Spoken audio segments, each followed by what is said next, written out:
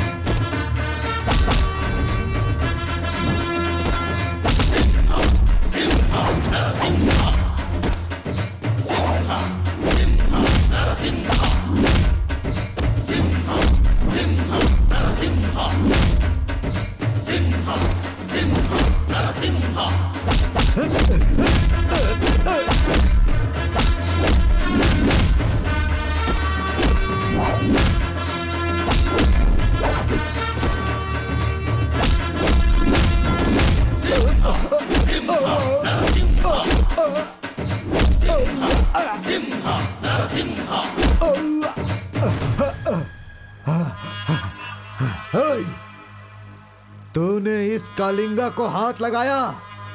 ये कालिंगा, ये एक सांप के जैसा है, तुझे डसे बिना नहीं छोड़ेगा। उस सांप का जहर पीने वाला श्री कृष्ण हूं मैं।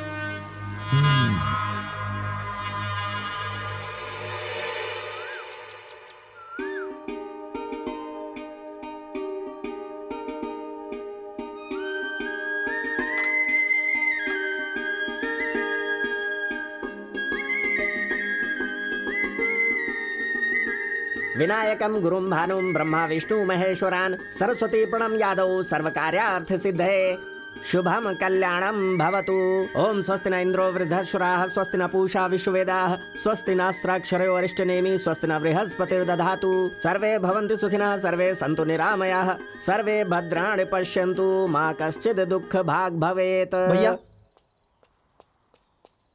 भैया विश्वकंठ बैंक में पैसा भरने गया था, वहां से वो लापता हो गया है। उसका फोन भी स्विच ऑफ आ रहा है।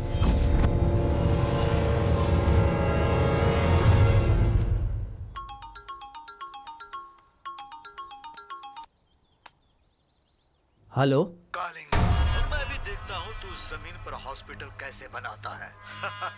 अरे तेरी सारी जमीन जायदाद तो तेरे हाथों से चली गई। जो पैसे तू हॉस्पिटल में लगाने वाला था वो सारे के सारे पैसे मेरे पास आ गए। सोचा था समझाने पर तू समझ जाएगा, नहीं समझा, इसीलिए मैंने विश्वकंठ को अपना ढाल बनाया। वो तेरा दुश्मन है और दुश्मन का दुश्मन मेरा दोस्त। उस दिन मेरे पापा वहाँ गए, फिर वहाँ से वो जिंदा नहीं लौटे। उनका सपना अधूरा ही रह गया। सॉरी, सच्चाई जाने बिना मैंने तुम्हें क्या कुछ नहीं कहा, मुझे माफ कर दो। टीले के अंदर सांप होगा ये सोचकर हम उस पर दूध चढ़ाते हैं, लेकिन किसी किसी टीले में जहरीले कीड़े मकोड़े होते हैं, ये हमें पता नहीं होता। सच कह रही हूँ, तुम्हारे लिए सौभाग्य की बात है कि वो तुम्हारे पिता थे। उनके खून से जन्म लेने वाला ऐसा नसीब मेरा नहीं है। माँ बाप को खोने के बाद मैं रास्ते पर आवारा भटक रहा था, तब उन्होंने ही मुझे पाला। जन्म देने वाले माँ बाप से भी बढ़कर प्यार किया, अपने हाथों से खाना खिलाया। भले ही उन्होंने मुझे जन्म नहीं दिया है, फिर भी वो मेरे पिता हैं। मेरी पढ़ाई अच्छी हो इसलिए हायर स्टडीज़ के लिए उन्होंने मुझे फॉरेन भेजा। मैंने अच्छी तरह से पढ़ाई करके गोल्ड मेडल लेने के बाद उनके चरणों में मैं वापस खुशी खुशी लौट आया, लेकिन गोल्ड मेडल स्वीकार करने के लिए वो जिंदा नहीं थे। उनकी मौत की खबर सुनकर उनकी मौत स्वाभाविक नहीं बल्कि हत्या है ऐसा लगा। उनकी हत्या के राज को सुलझाकर मुझे उन्हें न्याय दिलाना है, उनकी आत्मा को शांति दिलानी है। यही सोचकर मैं उनके रास्ते पर चल रहा हूँ।